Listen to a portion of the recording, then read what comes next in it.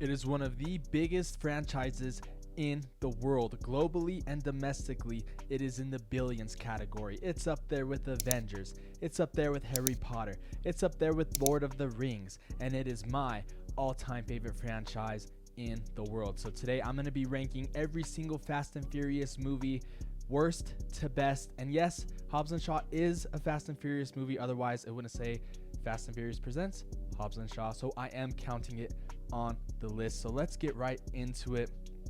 At the worst Fast and Furious movie is Fast and Furious 4. I know it has a lot of the original cast, but this movie just didn't really feel like the movie that it could have been, because the first one blew this one way out of the water. I just felt like this one could have been a lot better. With already 3 movies into the franchise, those movies were a lot better than this one was. So I have to have the Fast and Furious 4 on my first of the worst movies in the franchise. Then after that, I know this one's pretty controversial because it's basically the roots of the entire franchise if you want to go in chronological order, and that is Fast and Furious Tokyo Drift. I only say that because how can you not have a lot of the main characters in the world, in the franchise basically? How can you not have Toretto? I know he comes in at the end, but still, you don't have him. You don't have Brian O'Connor. You don't even have Letty. You don't even have Mia, and yet you're going to base the franchise off of this movie. I know it did, and I know it truly embodied what a Fast and Furious movie is, and that is racing, but I just feel like you don't have any of the characters, and yet you're basing the movie off of this, the whole franchise off of this. You're basically springboarding it. I just feel like it's just different, and it didn't really feel like a Fast and Furious movie, but it did at the same time. Next on the list, I gotta go with Furious 7. I know this one's also controversial as well, but I think it just didn't really feel like a Fast and Furious movie for a number of reasons. Number one, it was directed by a guy who at that time only directed horror films. He directed the Conjuring movies, he directed a few Insidious movies, and I just feel like he didn't really know what to do with the Fast and Furious franchise at this point. And basically, another word you could describe this movie is depressing, especially with the passing of Paul Walker happening prior to the film. I mean, a lot of his scenes were him, but also I say a good 30-40% of the film was CGI'd Paul Walker, his brothers playing him, and it just didn't feel the same. We knew it was Paul Walker's last movie in the franchise, and we knew they were going to do an emotional send-off, and I just feel like that's what just made the movie a lot more depressing. Moving up on the list, I got the original, the first Fast and Furious. It was unlike anything anyone has ever seen at that point. I was only 1 year old when that movie came out, and I just truly believe that it was just a true appetizer to like 20 movies that were set to come out. Next, I got Too Fast, Too Furious, and this was probably the first true spin-off in the franchise. I know it didn't have Vin Diesel's character Dominic Toretto, but I just feel like this movie took a great direction. I feel like this was a movie that the franchise needed with Paul Walker, with Tyrese, and I just definitely could watch it on repeat over and over again. It's probably one of my favorite movies in the franchise, and the reason why it's pretty low on the list is because there's a lot more better movies to come to. So at number 5 out of the 10 movies, I know Fast 10 is coming out, but if you add Hobbs and Shaw, there's already been 10 movies in the franchise. Number 5, that is where I bring in Hobbs and Shaw. It is a good spin-off film, leading from one spin-off to another. This movie didn't have one single race in this movie. And honestly, it didn't need a race because the action sequences made up for it, and the action sequences in this film were truly something spectacular, and I loved it. I thought it was great. I waited all year for it, and it blew my expectations out of the water. Super, super good, and I'm excited to see if it'll tie into the rest of the franchise here to come.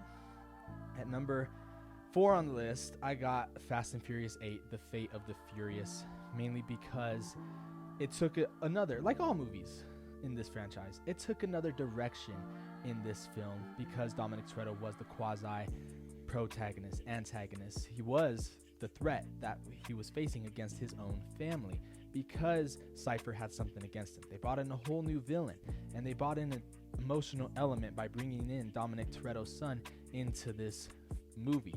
So I truly think that this movie is underrated, it's slept on, and after the success of Furious 7, the whole stigma was they shouldn't do any more Fast and Furious movies. They should honor Paul Walker and not do any more movies. They should just quit while they're ahead. Well, I feel like this movie right here definitely proved that they could make a great film without Paul Walker's character, Brian O'Connor, and that's what they did.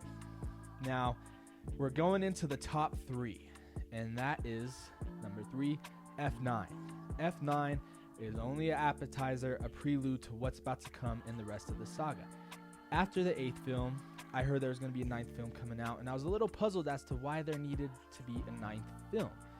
Well, after I saw the first preview, and they're showing that Dominic Toretto has a long-lost brother in Jacob Toretto, I just think that the franchise took it to a whole new level, and like in every movie they do, but I just feel like it was a different story that needed to be told. It added elements that we didn't know was there the entire time, and I just think that it was just a great movie all in all, and I can't wait to see how it kicks off. I mean, we saw how it kicks off the franchise, but with Fast 10 coming out, we're going to see how it truly ties in. And with my top 2, this tears me. It tears me really, really bad, because some people will say, no, this movie's number 1. No, this movie's number 1. But I think we can all agree that these two can be flip-flopped. Fast and Furious 6 is number 2 on the best movies in the franchise. It was just a great movie, mainly because we see Dwayne Johnson team up with Dominic Toretto's crew, mainly because if you can't beat him, you join him, a la Kevin Durant. Not just playing.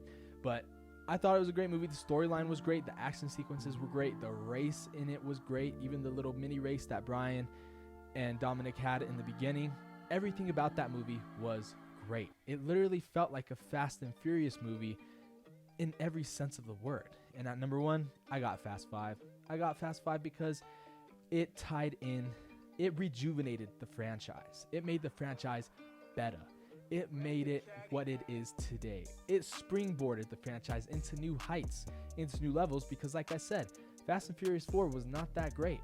Fast 5, globally, domestically, was probably one of the best films, and I think the best film in the entire Fast and Furious franchise, because Dwayne Johnson's character, Vin Diesel's character, Dominic Toretto, Luke Hobbs, had probably the greatest fight scene in cinematic history. It is my favorite fight scene of all time. It is a movie I could watch on repeat. The storyline, just when you think that these characters that were just some ordinary criminals could go and rob $100 million from the most powerful man in Rio, just makes it even special and makes the stakes even more higher.